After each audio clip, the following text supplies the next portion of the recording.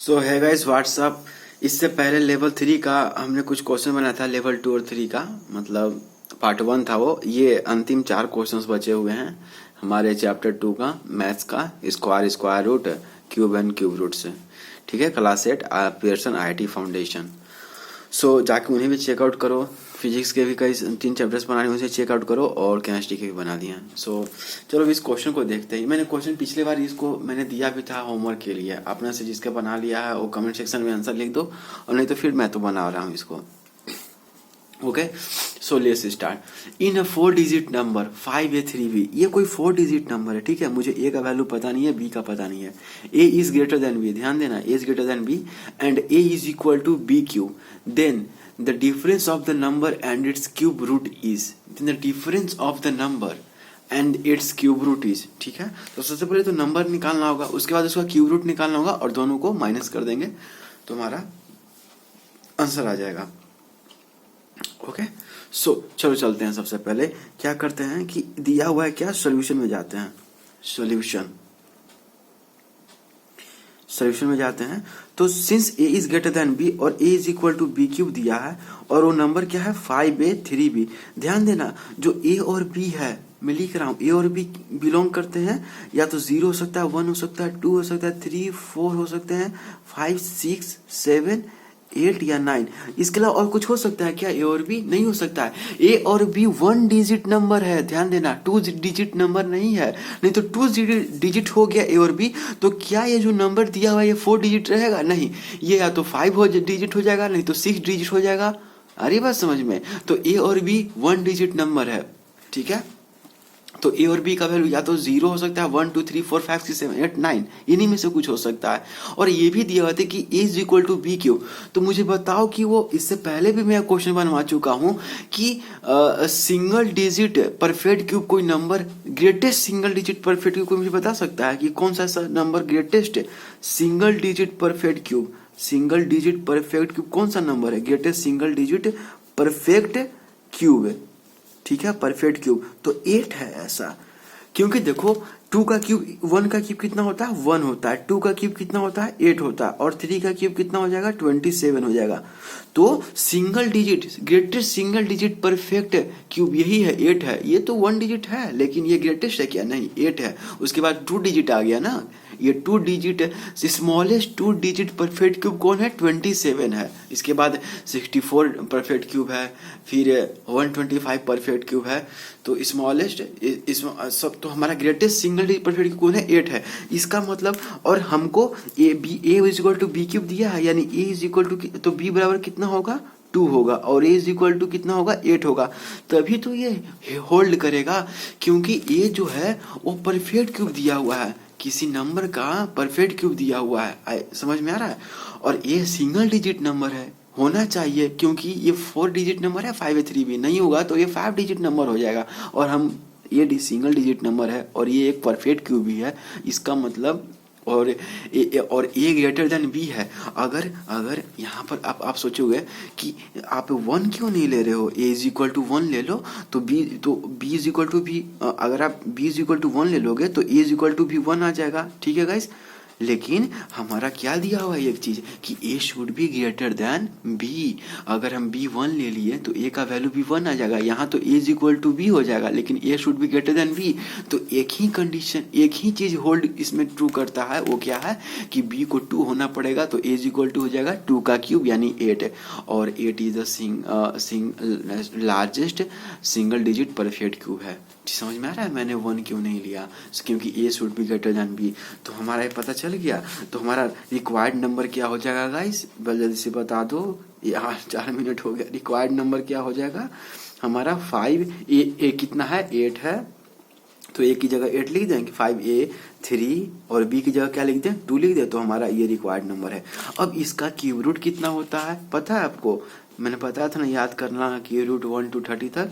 तो 5 8 3 2 का cube root कितना होता है गाइस? कोई मुझे बता सकता है? 18 होता है। ठीक है, 18 का क्यूब रूट करके देख लोगे, ये 5832 होता है। ऐसे भी दिख रहा है, मैंने आपको बताया था ना क्यूब रूट निकालना। चलो थोड़ा बता देता हूँ।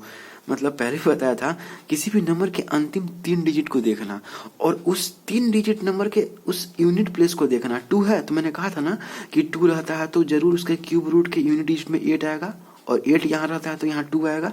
अब अंतिम में कौन सा बचा, अब केवल 5 बचा 5 बच रहा है 5, और 5 1 क्यूब से तो बड़ा है लेकिन 2 क्यूब से क्या है, छोटा है, 8 से छोटा है ना 5, तो यहाँ 1 लिखेंगे, हम स्मॉलेस्ट लेते हैं तो 118 आ रहा है बात समझ में। तो 5832 का क्यूब रूट क्या हो जाएगा, 18 हो जाएगा। और पूछ रहा कह रहा है then the difference of the number, ध्यान देना डिफरेंस, सम नहीं पूछ रहा है, तो डिफरेंस ऑफ द नंबर तो 5832 और इसमें 18 घटा देंगे तो 4 हो जाएगा और 2 में से गया 1, 85 ये आ जाएगा हमारा, ये रिक्वायर्ड आंसर हो गया गाइस।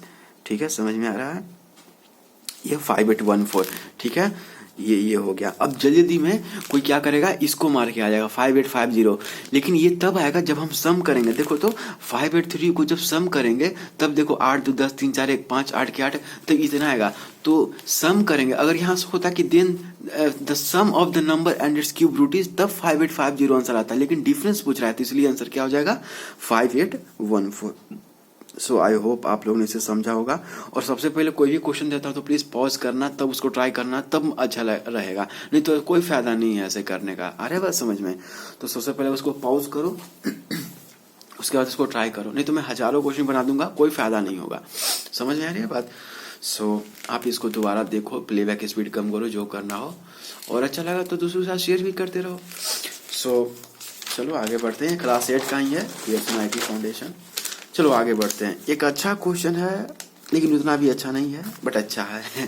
ठीक है, ये चीज देखो क्या दिया हुआ है, if cube root of x plus 48 upon cube root of x is equal to 16, which of the following can be the value of x। याद रखना x का वैल्यू पूछ रहा है, क्यूब रूट ऑफ x का वैल्यू नहीं पूछ रहा है, x का वैल्यू पूछ रहा है। तो एक चीज मुझे बताओ, क्या 48 upon cube root of x एक इंटीजर होना चाहिए ना, क्योंकि एक इंटीजर का सम ही तो इंटीजर दे रहा है। अगर ये फ्रैक्शन हो गया, अगर यहाँ पर कोई ऐसा नंबर आ गया जो 48 से पूरी तरह न कटता हो, अगर यहाँ कोई ऐसा नंबर हो जो फैक्टर ना हो 48 का, तो क्या एक इंटीजर हो पाएगा, नहीं हो पाएगा। अरे बात समझ में। और इनफैक्ट इसको कट के ये जो नंबर आएगा, जो इसको मतलब इंटीजर जो भी आएगा, इसको पूरा करने के बाद ये 16 से छोटा होना चाहिए, क्योंकि इसमें कुछ हम ऐड कर रहे हैं क्यूब रूट ऑफ एक्स। मैं क्या कहने की कोशिश कर रहा हूँ दरअसल ये मैं बता दे रहा हूँ, 48 upon cube root of X, याद रखना है क्यूब रूट ऑफ एक्स है, ये 3 इंटू एक्स नहीं है।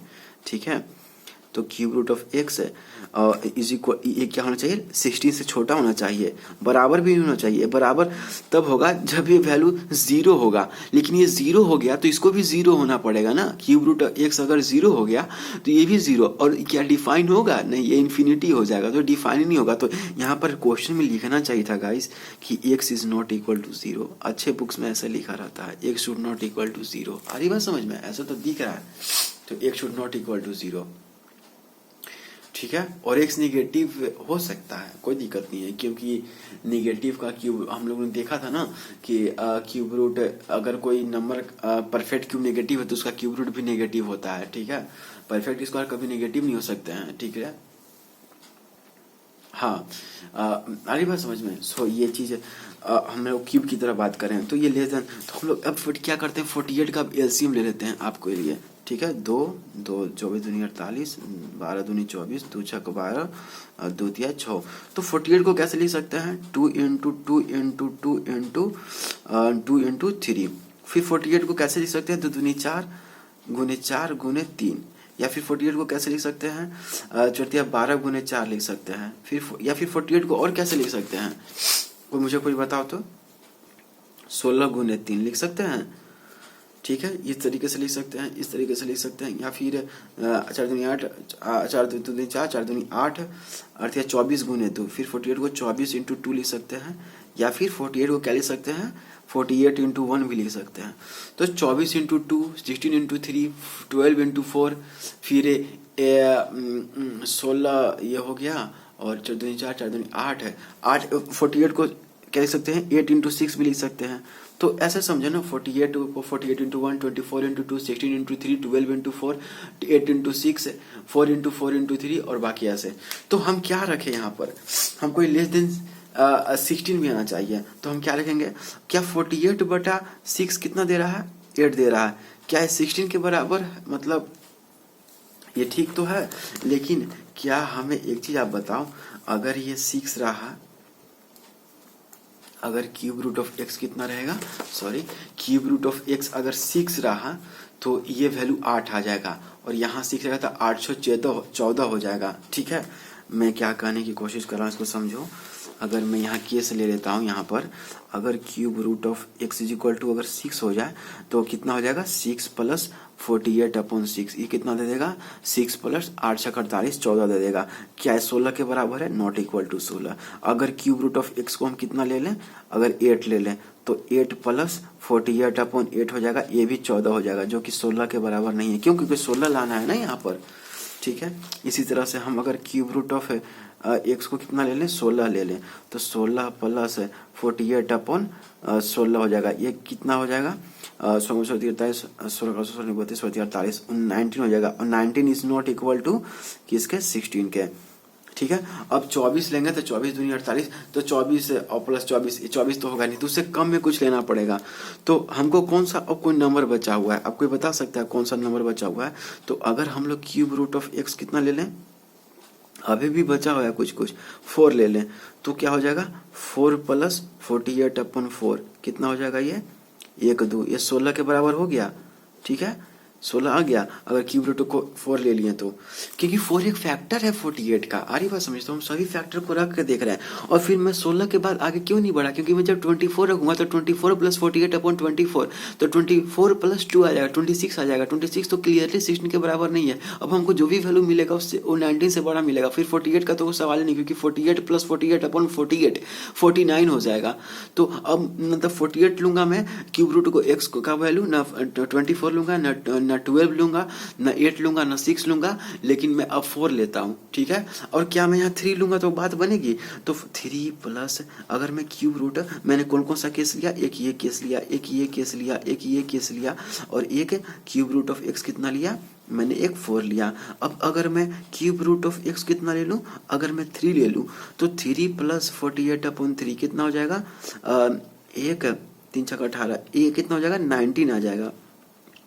तो ये तो नॉट इक्वल टू क्या है, 16 है, क्योंकि हमें 16 चाहिए ना। तो हमारा एक ही वैल्यू आ रहा है, और 2 रखूंगा तो वो तो बात और भी बन जाएगी। अगर क्यूब रूट ऑफ एक्स को 2 रखूंगा तो 2 + 48/2 कितना हो जाएगा, तो 2 4 26 हो जाएगा। 26 होना चाहिए, 26 इज नॉट इक्वल टू 16। आ रही बात समझ में। तो मेरा केवल क्यूब रूट क्या होना चाहिए, वो 4 के बराबर होना चाहिए। क्यूब रूट ऑफ एक्स किसके बराबर होना चाहिए गाइस, 4 के बराबर होना चाहिए। इसका मतलब एक्स इज इक्वल टू क्या होना चाहिए, दोनों तरफ क्यूब कर दूं, मैं क्यूब कर देता हूं, तो एक्स इज इक्वल टू क्या होना चाहिए, 64 होना चाहिए। ठीक है, तो एक्स इज इक्वल टू क्या होना चाहिए, 64 होना चाहिए। तो 12×4 = 48 और प्लस 16।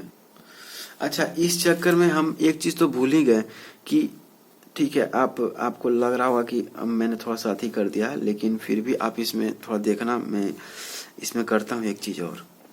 ठीक है, एक चीज तो हम भूलेंगे कि अगर क्यूब रूट ऑफ एक्स हम ले लेंगे 12, तो क्या बात नहीं बनेगी, 12 + 48/12 क्या 16 नहीं दे रहा है, दे रहा है ना, सॉरी ये क्या 16 नहीं दे रहा है, दे रहा है ना 16। सो गाइस हमारा दो वैल्यू आ गए। मैं आपको दिखा देता हूँ, देखो मैं कुछ ऐसे दिखाता हूँ।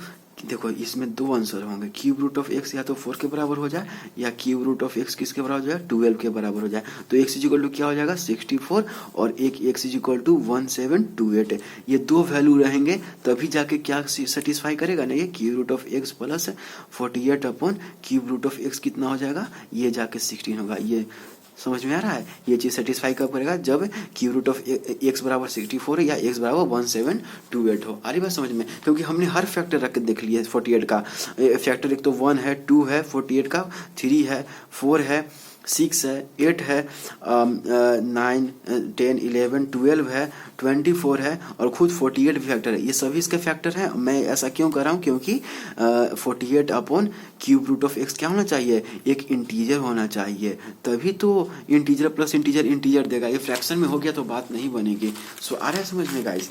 ये दो वैल्यू आएंगे तो हमारा x इज इक्वल टू या तो 64 हो सकता है, नहीं तो x इज इक्वल टू 1728 हो सकता है। ठीक है, किधर गया क्वेश्चन हमारा? हाँ, तो ये हमारे पर देन क्या पूछा था?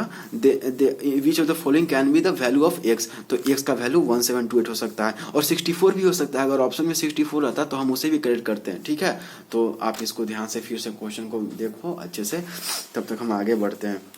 ये आसान सा क्वेश्चन है, आप वीडियो को पॉज करके इसको बनाना। Find how many 3 digit perfect cubes are. 3 digit perfect cubes, तो 3 डिजिट परफेक्ट क्यूब कौन कौन सा है बता सकते हो? 1, 2, 5 3 डिजिट परफेक्ट क्यूब है। ठीक है, फिर 2, 1, 6 3 डिजिट परफेक्ट क्यूब है। 6 का क्यूब 2, 1, 6 होता है।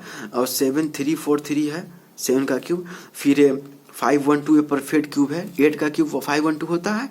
4 का क्यूब तो 64 होता है। 64 टू डिजिट नंबर है तो हम उसे नहीं लेंगे। और 9 का क्यूब कितना था? 7, 2, 9। 10 का क्यूब कितना हो जाएगा? 1000। ये 4 डिजिट नंबर हो जाएगा, उसको भी नहीं लेंगे। तो 3 डिजिट परफेक्ट क्यूब इतने ही सारे नंबर हैं। आ रही बात समझे? तो पूछा कि find how many 3 digit perfect cubes are there whose sum of the digit is a perfect square. Whose sum of the digit is a perfect square. तो इसका सम करते हैं तो कितना हो जाएगा? 8 हो जाएगा। 5 + 2 + 1 8 हो गया। और 6 + 2 8 + 1 9 और 3 + 3 कितना हो जाएगा?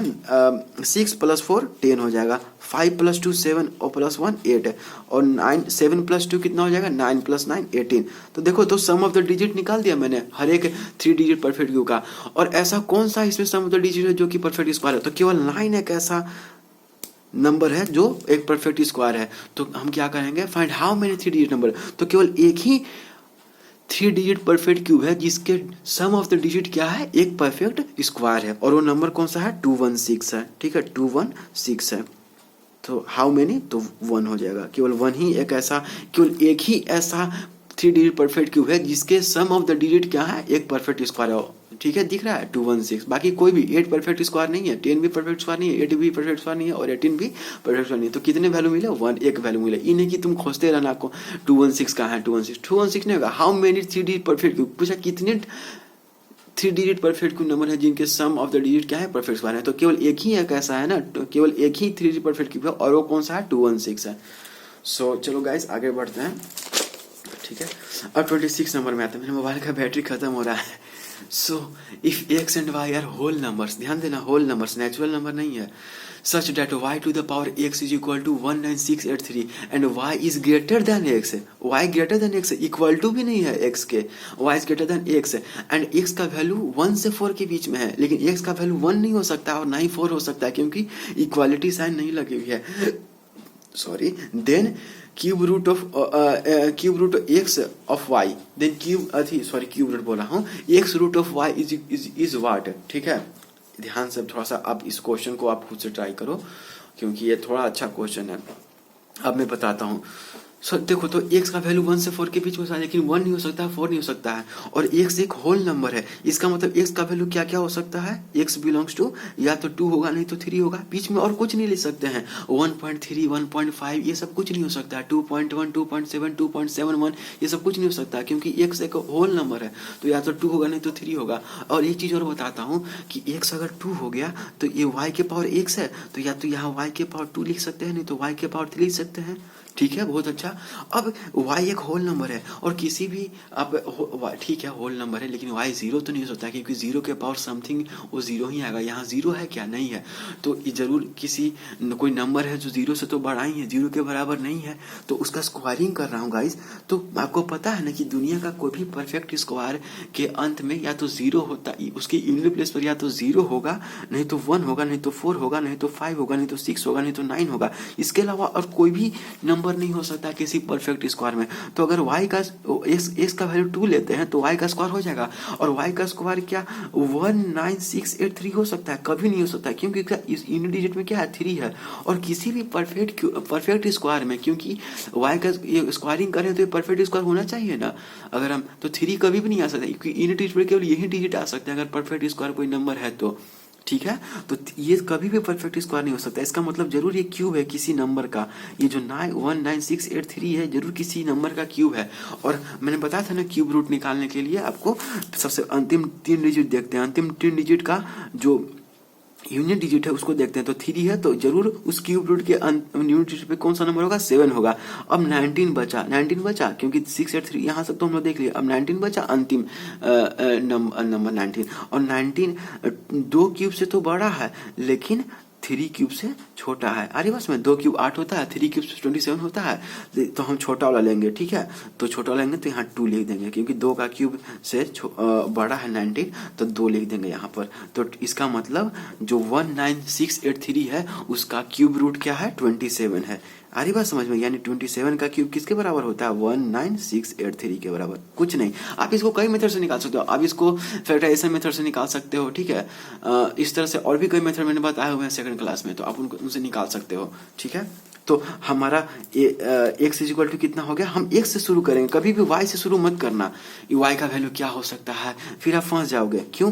क्योंकि x का जो वैल्यू है वो लिमिटेड है, या तो 2 हो सकता है नहीं तो 3 हो सकता है। इस तरह से शुरू करना। अरे बात समझो, ऐसे y से शुरू मत करने लगना, फिर तो कोई पता नहीं चलेगा कि इस नंबर का पावर x करेंगे कैसे कैसे, ठीक है।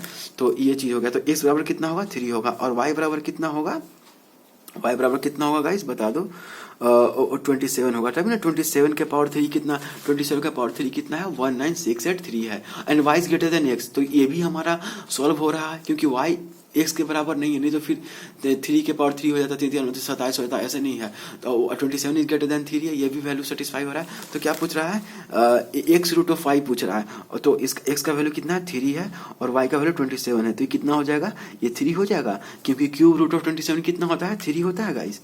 ये हमारा आंसर हो गया। अरे बात समझ में, ये हमारा आंसर हो गया, 3 आंसर हो गया हमारा, ठीक है। 3 हमारा आंसर हो गया। यहाँ तक मैंने कई सारे क्वेश्चन बनाए, लगभग मैंने 32 क्वेश्चन बनवाए और सभी क्वेश्चंस अपने आप में यूनिक थे और काफ़ी अच्छे अप्रोच थे, कंसेप्ट बेस्ड थे, और मैंने उनको आपको बनवा दिया है। आप प्लीज़ सारे चीज़ को चेक करो। सभी कोई क्वेश्चन में भी डाउट है तो प्लीज़ आप कमेंट करके बताना। और बस यही था, मैंने काफ़ी अच्छे से क्वेश्चन बनाए, काफ़ी थ्योरी बनवाए। 1 to 30 तक स्क्वायर और क्यूब याद कर लेना, और कम से कम 1 to 15 तक स्क्वायर रूट और क्यूब रूट याद रखना। मैंने वो लिस्ट भी बताया था आपको। सो गाइस यहीं तक है, मैंने चैप्टर लगभग सब खत्म कर दिया है। कोई भी चैप्टर पूरी तरह से कभी खत्म तो नहीं किया जा सकता, उसके अंदर बहुत सारी चीज़ें रहती हैं। जितने डीप में जाओगे उतना ही अच्छा। और यही कि आप तैयारी कर रहे हो तो सभी क्वेश्चन मैं नहीं बनवा सकता हूँ, केवल वे क्वेश्चन बनवाऊंगा जो आप मुझे लगे कि आपको उसमें डाउट हो सकता है या उसमें आपको दिक्कत हो सकता है, क्योंकि ये स्कूल बोर्ड की तैयारी नहीं कर रहे हो आप, ठीक है। आप जेई की तैयारी करो, आपको अपने से ज़्यादा क्वेश्चन बनाना होगा। So thank you guys, thank you so much for watching this. और अच्छा लगा तो चैनल को लाइक शेयर सब्सक्राइब करो। Have a great day ahead.